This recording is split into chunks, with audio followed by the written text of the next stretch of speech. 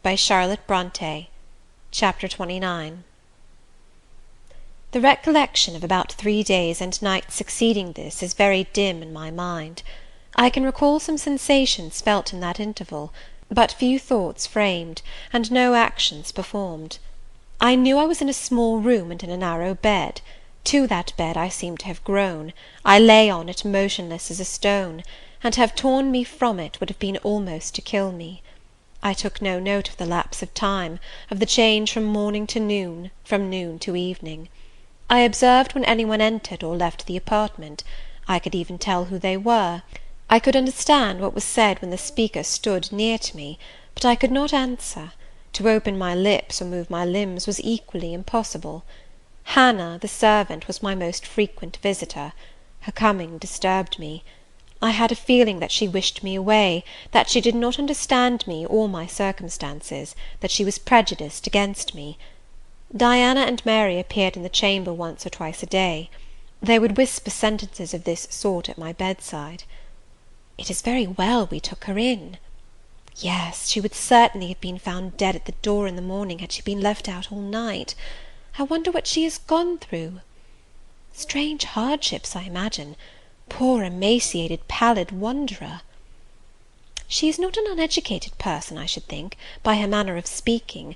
Her accent was quite pure, and the clothes she took off, though splashed and wet, were little worn and fine. She has a peculiar face, fleshless and haggard as it is. I rather like it, and when in good health and animated, I can fancy her physiognomy would be agreeable." Never once in their dialogues did I hear a syllable of regret at the hospitality they had extended to me, or of suspicion of, or aversion to, myself.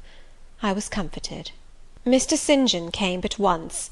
He looked at me, and said my state of lethargy was the result of reaction from excessive and protracted fatigue. He pronounced it needless to send for a doctor. Nature, he was sure, would manage best, left to herself. He said every nerve had been overstrained in some way, and the whole system must sleep torpid a while. There was no disease. He imagined my recovery would be rapid enough when once commenced. These opinions he delivered in a few words, in a quiet, low voice, and added, after a pause, in the tone of a man little accustomed to expansive comment, "Rather an unusual physiognomy, certainly not indicative of vulgarity or degradation." "Far otherwise," responded Diana. "To speak truth, St. John, my heart rather warms to the poor little soul. I wish we may be able to benefit her permanently." "That is hardly likely," was the reply.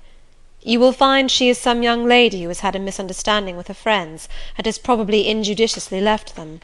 We may perhaps succeed in restoring her to them, if she is not obstinate; but I trace lines of force in her face which make me sceptical of her tractability." He stood considering me some minutes, then added, "She looks sensible, but not at all handsome." "She is so ill, St. John." "Ill or well, she would always be plain. The grace and harmony of beauty are quite wanting in those features."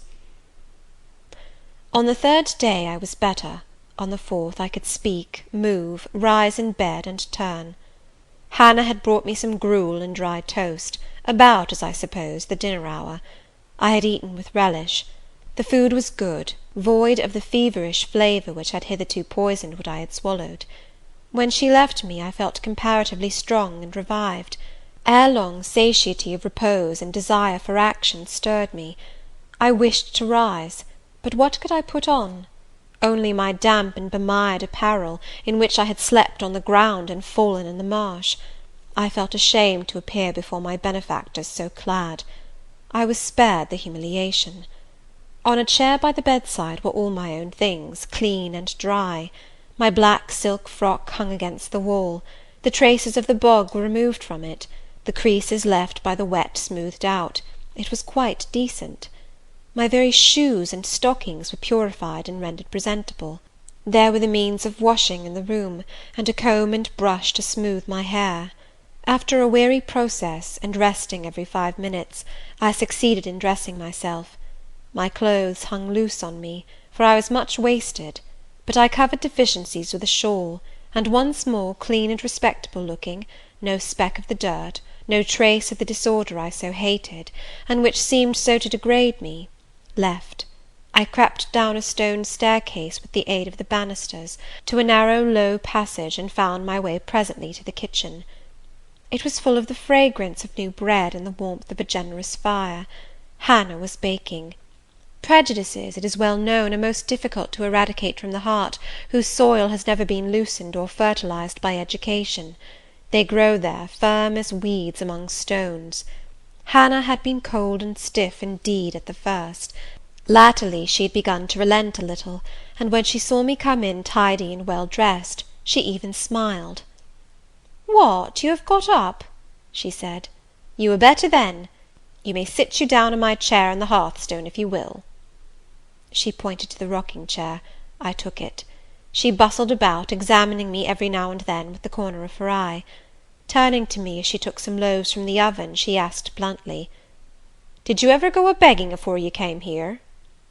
I was indignant for a moment, but remembering that anger was out of the question, and that I had indeed appeared as a beggar to her, I answered quietly, but still not without a certain marked firmness. "You are mistaken in supposing me a beggar. I am no beggar, any more than yourself or your young ladies." After a pause, she said, "I dunnot understand that. You've like no house, nor no brass, I guess." "The want of house or brass, by which I suppose you mean money, does not make a beggar in your sense of the word." "Are you book-learned?" she inquired presently. "Yes, very." "But you've never been to a boarding-school?" "I was at a boarding-school 8 years." She opened her eyes wide. "Whatever cannot you keep yourself for, then?" "I have kept myself, and I trust shall keep myself again. What are you going to do with these gooseberries?" I inquired, as she brought out the basket of the fruit. "Mek 'em into pies?" "Give them to me, and I'll pick them." "Nay, I dunnot want you to do nought." "But I must do something. Let me have them." She consented, and she even brought me a clean towel to spread over my dress, "lest," as she said, "I should mucky it." "You've not been used to servants' work, I see by your hands," she remarked. "Happen you've been a dressmaker?" "No, you are wrong. And now never mind what I have been. Don't trouble your head further about me, but tell me the name of the house where we are." "Some calls it Marsh End, and some calls it Moor House." "And the gentleman who lives here is called Mr St John?" "Nay, he doesn't live here, he's only staying a while. When he is at home, he's in his own parish at Morton." "That village a few miles off?" "Ay." "And what is he?" "He is a parson." I remembered the answer of the old housekeeper at the parsonage when I had asked to see the clergyman. This, then, was his father's residence? Ay, old Mr Rivers lived here, and his father and his grandfather and great-grandfather afore him.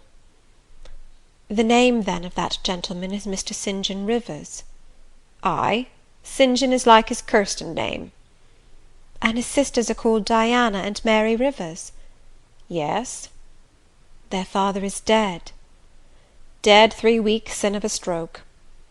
They have no mother? The mistress has been dead this many a year. Have you lived with the family long? I've lived here 30 year. I nursed them all 3. That proves you must have been an honest and faithful servant. I will say so much for you, though you have had the incivility to call me a beggar. She again regarded me with a surprised stare. I believe, she said, I was quite mista'en in my thoughts o' you, but there is so many cheats goes about, you mun forgive me. And though, I continued rather severely, you wished to turn me from the door on a night when you should not have shut out a dog. Well, it was hard, but what can a body do? I thought more of the children nor of myself. Poor things, they've like nobody to take care of 'em but me. I'm like to look sharpish. I maintained a grave silence for some minutes. You munnot think too hardly of me, she again remarked. But I do think hardly of you, I said, and I'll tell you why. Not so much because you refused to give me shelter, or regarded me as an impostor, as because you just now made it a species of reproach that I had no brass and no house. Some of the best people that ever lived have been as destitute as I am, and if you are a Christian, you ought not to consider poverty a crime." "No more I ought," said she. "Mr. St. John tells me so too, and I see I were wrong, but I've a clear different notion on you now to what I had. You look a rate down dacent little cratur." "That will do. I forgive you now. Shake hands." She put her flowery and horny hand into mine. Another and heartier smile illumined her rough face, and from that moment we were friends. Hannah was evidently fond of talking. While I picked the fruit, and she made the paste for the pies, she proceeded to give me sundry details about her deceased master and mistress, and "the childer," as she called the young people. Old Mr. Rivers, she said, was a plain enough man, but a gentleman, and of as ancient a family as could be found. Marsh End had belonged to the Rivers ever since it was a house, and it was, she affirmed, "abone 200 year old, for all it looked but a small humble place, not to compare with Mr. Oliver's grand hall down in Morton Vale. But she could remember Bill Oliver's father a journeyman needle-maker, and the Rivers were gentry the old days of the Henrys, as anybody might see by looking into the registers of Morton Church vestry." Still, she allowed, "the old maester was like other folk, not mick of the common way, stark mad as shooting and farming and such like." The mistress was different. She was a great reader, and studied a deal, and the bairns had taken after her. There was nothing like them in these parts, nor never had been. They had liked learning, all three, almost from the time they could speak, and they had always been "of a make of their own." Mr. St. John, when he grew up, would go to college and be a parson, and the girls, as soon as they left school, would seek places as governesses, for they had told her their father had some years ago lost a great deal of money by a man he had trusted turning bankrupt, and as he was now not rich enough to give them fortunes, they must provide for themselves. They had lived very little at home for a long while, and were only come now to stay a few weeks on account of their father's death. But they did so like Marsh End and Morton, and all these moors and hills about. They had been in London and many other grand towns, but they always said there was no place like home, and then they were so agreeable with each other, never fell out nor threaped. She did not know there was such a family for being united. Having finished my task of gooseberry picking, I asked where the two ladies and their brother were now. "Gone over to Morton for a walk, but they would be back in half an hour to tea." They returned within the time Hannah had allotted them. They entered by the kitchen door. Mr. St. John, when he saw me, merely bowed and passed through. The two ladies stopped. Mary, in a few words, kindly and calmly expressed the pleasure she felt in seeing me well enough to be able to come down. Diana took my hand. She shook her head at me. "You should have waited for my leave to descend," she said. "You still look very pale, and so thin. Poor child! Poor girl!" Diana had a voice toned, to my ear, like the cooing of a dove. She possessed eyes whose gaze I delighted to encounter. Her whole face seemed to me full of charm. Mary's countenance was equally intelligent, her features equally pretty, but her expression was more reserved, and her manners, though gentle, more distant. Diana looked and spoke with a certain authority. She had a will, evidently. It was my nature to feel pleasure in yielding to an authority supported like hers, and to bend, where my conscience and self-respect permitted, to an active will. "And what business have you here?" she continued. "It is not your place. Mary and I sit in the kitchen sometimes, because at home we like to be free, even to license. But you are a visitor, and must go into the parlour." "I am very well here." "Not at all, with Hannah bustling about and covering you with flour." "Besides, the fire is too hot for you," interposed Mary. "To be sure," added her sister. "Come, you must be obedient." And still holding my hand, she made me rise, and led me into the inner room. "Sit there," she said, placing me on the sofa, "while we take our things off and get the tea ready. It is another privilege we exercise in our little moorland home, to prepare our own meals when we are so inclined, or when Hannah is baking, brewing, washing, or ironing." She closed the door, leaving me solus of Mr. St. John, who sat opposite, a book or newspaper in his hand. I examined first the parlour, and then its occupant. The parlour was rather a small room. very plainly furnished, yet comfortable because clean and neat. The old-fashioned chairs were very bright, and the walnut-wood table was like a looking-glass.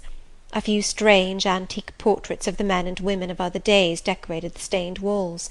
A cupboard with glass doors contained some books and an ancient set of china. There was no superfluous ornament in the room, not one modern piece of furniture, save a brace of work-boxes and a lady's desk in rosewood, which stood on a side table. Everything, including the carpet and curtains, looked at once well worn and well saved. Mr. St. John, sitting as still as one of the dusty pictures on the walls, keeping his eyes fixed on the page he perused, and his lips mutely sealed, was easy enough to examine. Had he been a statue instead of a man, he could not have been any easier. He was young, perhaps from 28 to 30, tall, slender. His face riveted the eye. It was like a Greek face, very pure in outline, quite a straight classic nose, quite an Athenian mouth and chin. It is seldom indeed an English face comes so near the antique models as did his. He might well be a little shocked at the irregularity of my lineaments, his own being so harmonious. His eyes were large and blue, with brown lashes. His high forehead, colourless as ivory, was partially streaked over by careless locks of fair hair. This is a gentle delineation, is it not, reader? Yet he whom it describes scarcely impressed one with the idea of a gentle, a yielding, an impressible, or even of a placid nature. Quiescent as he now sat, there was something about his nostril, his mouth, his brow, which to my perceptions indicated elements within either restless, or hard, or eager. He did not speak to me one word, nor even direct to me one glance, till his sisters returned. Diana, as she passed in and out in the course of preparing tea, brought me a little cake, baked on the top of the oven. "Eat that now," she said. "You must be hungry. Hannah says you have had nothing but some gruel since breakfast."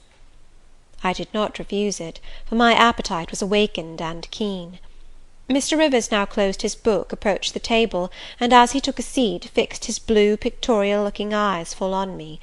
There was an unceremonious directness, a searching, decided steadfastness in his gaze now, which told that intention, and not diffidence, had hitherto kept it averted from the stranger. "You are very hungry," he said. "I am, sir. It is my way, it always was my way by instinct, ever to meet the brief with brevity, the direct with plainness. It is well for you that a low fever has forced you to abstain for the last 3 days. There would have been danger in yielding to the cravings of your appetite at first. Now you may eat, though still not immoderately." "I trust I shall not eat long at your expense, sir," was my very clumsily contrived, unpolished answer. "No," he said coolly. "When you have indicated to us the residence of your friends, we can write to them, and you may be restored to home." "That I must plainly tell you is out of my power to do, being absolutely without home and friends." The three looked at me, but not distrustfully. I felt there was no suspicion in their glances, there was more of curiosity. I speak particularly of the young ladies. St. John's eyes, though clear enough in a literal sense, in a figurative one were difficult to fathom. He seemed to use them rather as instruments to search other people's thoughts, than as agents to reveal his own; the which combination of keenness and reserve was considerably more calculated to embarrass than to encourage. "Do you mean to say," he asked, "that you are completely isolated from every connection?" "I do. Not a tie links me to any living thing, not a claim do I possess to admittance under any roof in England." "A most singular position at your age." Here I saw his glance directed to my hands, which were folded on the table before me. I wondered what he sought there. His words soon explained the quest. "You have never been married? You are a spinster?" Diana laughed. "Why, she can't be above 17 or 18 years old, St. John," said she. "I am near 19, but I am not married. No." I felt a burning glow mount to my face, for bitter and agitating recollections were awakened by the allusion to marriage. They all saw the embarrassment and the emotion. Diana and Mary relieved me by turning their eyes elsewhere than to my crimsoned visage, but the colder and sterner brother continued to gaze, till the trouble he had excited forced out tears as well as colour. "Where did you last reside?" he now asked. "You are too inquisitive, St. John," murmured Mary in a low voice, but he leaned over the table and required an answer by a second firm and piercing look. "The name of the place where, and of the person with whom I lived, is my secret," I replied concisely. "Which, if you like, you have, in my opinion, a right to keep, both from St. John and from every other questioner," remarked Diana. "Yet, if I know nothing about you or your history, I cannot help you," he said. "And you need help, do you not?" "I need it, and I seek it so far, sir, that some true philanthropist will put me in the way of getting work which I can do, and the remuneration for which will keep me, if but in the barest necessities of life." "I know not whether I am a true philanthropist, yet I am willing to aid you to the utmost of my power in a purpose so honest. First, then, tell me what you have been accustomed to do, and what you can do." I had now swallowed my tea. I was mightily refreshed by the beverage, as much so as a giant with wine. It gave new tone to my unstrung nerves, and enabled me to address this penetrating young judge steadily. "Mr. Rivers," I said, turning to him, and looking at him as he looked at me, openly and without diffidence, "you and your sisters have done me a great service, the greatest man can do his fellow being. You have rescued me, by your noble hospitality, from death. This benefit conferred gives you an unlimited claim on my gratitude, and a claim to a certain extent on my confidence. I will tell you as much of the history of the wanderer you have harboured, as I can tell without compromising my own peace of mind, my own security, moral and physical, and that of others. I am an orphan, the daughter of a clergyman. My parents died before I could know them. I was brought up a dependent, educated in a charitable institution. I will even tell you the name of the establishment, where I passed 6 years as a pupil, and 2 as a teacher, Lowood Orphan Asylum, shire. You will have heard of it, Mr. Rivers. The Reverend Robert Brocklehurst is the treasurer." "I have heard of Mr. Brocklehurst, and I have seen the school." "I left Lowood nearly a year since to become a private governess. I obtained a good situation, and was happy. This place I was obliged to leave 4 days before I came here. The reason of my departure I cannot and ought not to explain. It would be useless, dangerous, and would sound incredible. No blame attached to me. I am as free from culpability as any one of you 3. Miserable I am, and must be for a time, for the catastrophe which drove me from a house I had found a paradise was of a strange and direful nature. I observed but 2 points in planning my departure: speed, secrecy. To secure these I had to leave behind me everything I possessed except a small parcel, which in my hurry and trouble of mind I forgot to take out of the coach that brought me to Whitcross. To this neighbourhood, then, I came, quite destitute. I slept 2 nights in the open air, and wandered about 2 days without crossing a threshold. But twice in that space of time did I taste food, and it was when brought by hunger, exhaustion, and despair almost to the last gasp, that you, Mr. Rivers, forbade me to perish of want at your door, and took me under the shelter of your roof. I know all your sisters have done for me since, for I have not been insensible during my seeming torpor, and I owe to their spontaneous, genuine, genial compassion as large a debt as to your evangelical charity." "Don't make her talk any more now, St. John," said Diana, as I paused. "She is evidently not yet fit for excitement. Come to the sofa and sit down now, Miss Elliot." I gave an involuntary half start at hearing the alias. I had forgotten my new name. Mr. Rivers, whom nothing seemed to escape, noticed it at once. "You said your name was Jane Elliot," he observed. "I did say so, and it is the name by which I think it expedient to be called at present; but it is not my real name, and when I hear it, it sounds strange to me." "Your real name you will not give?" "No. I fear discovery above all things, and whatever disclosure would lead to it, I avoid." "You are quite right, I am sure," said Diana. Now do, brother, let her be at peace a while." But when St. John had mused a few moments, he recommenced as imperturbably and with as much acumen as ever. "You would not like to be long dependent on our hospitality. You would wish, I see, to dispense as soon as may be with my sister's compassion, and above all with my charity. I am quite sensible of the distinction drawn, nor do I resent it. It is just. You desire to be independent of us?" "I do. I have already said so. Show me how to work, or how to seek work. That is all I now ask. Then let me go, if it be but to the meanest cottage. But till then allow me to stay here. I dread another essay of the horrors of homeless destitution." "Indeed you shall stay here," said Diana, putting her white hand on my head. "You shall," repeated Mary, in the tone of undemonstrative sincerity which seemed natural to her. "My sisters, you see, have a pleasure in keeping you," said Mr. St. John, "as they would have a pleasure in keeping and cherishing a half-frozen bird, some wintry wind might have driven through their casement. I feel more inclination to put you in the way of keeping yourself, and shall endeavour to do so. But observe, my sphere is narrow. I am but the incumbent of a poor county parish. My aid must be of the humblest sort. And if you are inclined to despise the day of small things, seek some more efficient succour than such as I can offer." "She has already said that she is willing to do anything honest she can do," answered Diana for me. "And you know, St. John, she has no choice of helpers. She's forced to put up with such crusty people as you." "I will be a dressmaker. I will be a plain workwoman. I will be a servant, a nurse girl, if I can be no better," I answered. "Right," said Mr. St. John, quite coolly. "If such is your spirit, I promise to aid you in my own time and way." He now resumed the book with which he had been occupied before tea.